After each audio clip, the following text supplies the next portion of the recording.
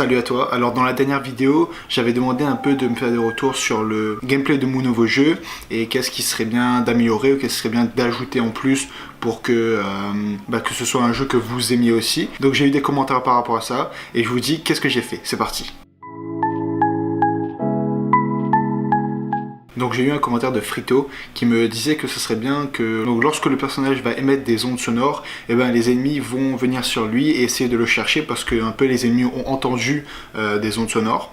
J'ai essayé de faire un truc avec ça, donc dites-moi dans les commentaires si vous aimez bien ça ou qu'est-ce qu'il faudrait changer, qu'est-ce qu'il faudrait améliorer, qu'est-ce qui serait mieux. Donc en gros ce que j'ai fait c'est que les ennemis en fait seront en constante alerte et du coup, dès qu'ils vont voir notre personnage à nous, ils vont directement nous courir dessus. Et donc, s'ils nous attrapent, s'ils nous attaquent, on a perdu. Mais du coup, si à ce moment-là, entre-temps, on arrive à utiliser notre pouvoir, qui est d'aller sous le sol, l'ennemi directement ne pourra plus nous voir. On sera plus dans son radar en fait, et on pourra un peu disparaître. On pourra passer des endroits qu'on veut passer. Donc, ça serait bien ce système de mécanisme où on attire l'ennemi, ensuite on disparaît devant lui, on passe derrière lui, on arrive à finir le niveau avec ça. Donc voilà, c'est une petite mécanique comme ça, dites-moi ce que vous en pensez et si c'est bien, voilà quoi, dites-moi ce que vous en pensez. Donc voilà, on peut aussi faire ça avec plusieurs personnages, donc avec tous les ennemis qui seront présents.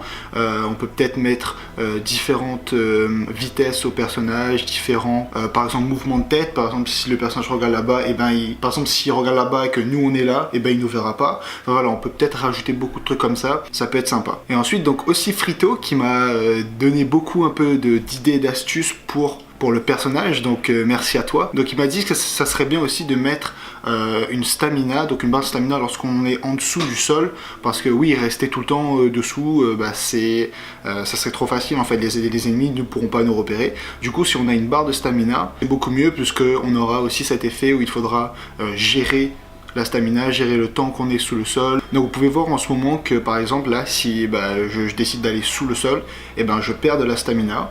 Et dès que j'arrive à 0, je remonte tout en haut, enfin je peux plus être sous la terre. Et dès que je suis sur le sol, stamina se recharge. Donc j'ai aussi eu des idées comme quoi le personnage pourrait peut-être se déplacer dans de l'ombre en fait, donc à des endroits où il n'y a que de l'ombre. Donc pourquoi pas, dites-moi en commentaire si ça vous plairait, ça pourrait justement changer. Donc voilà, c'est tout pour aujourd'hui. Dites-moi en commentaire qu'est-ce que vous aimeriez voir.